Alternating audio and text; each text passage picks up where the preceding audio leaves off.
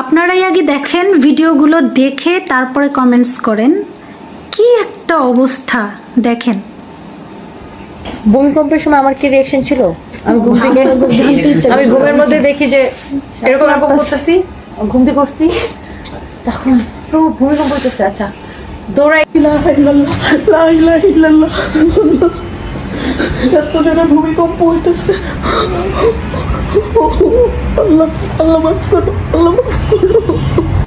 DJ পার্টির মতো মনে মনে মনে মন করলো, তারপরে আবার মনে মনে মনে মনে মনে মন করলো। 18টা সেকেন্ড এইরকম অবস্থা ছিল। আমি আমার নিশ্চয়ই দেখেছেন। তো কন্টেন্ট ক্রিয়েটর হলে কি নিজের ব্যক্তিত্ব বিসর্জন দিয়ে দিতে হবে ভাই? ডলার আসে, খাজানা পাও, তাই বলে কি মানে তোমার নামের পাশে তো দেখতেছি তোমরা মুসলমান।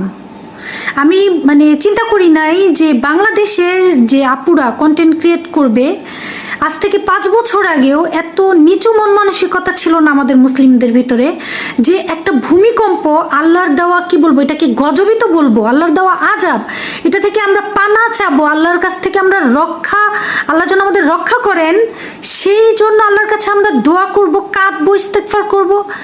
আর ভূমিকম্প নিয়ে ভিডিও বানায়, এই ধরনের ফানি ভিডিও, ফানি কথাবার্তা, এটা গ্রহণযোগ্য না মুসলমান হিসেবে।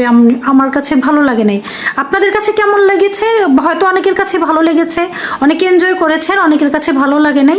অবশ্যই আমাকে জানাবেন যে আসলে এটা কি সুন্দর কিনা। আল্লাহ আমাদের হেফাজত করুন, আল্লাহ আমাদের এসব দুর্যোগ থেকে আমাদেরকে অবশ্যই আমাদেরকে যেন রক্ষা করে। আমিন।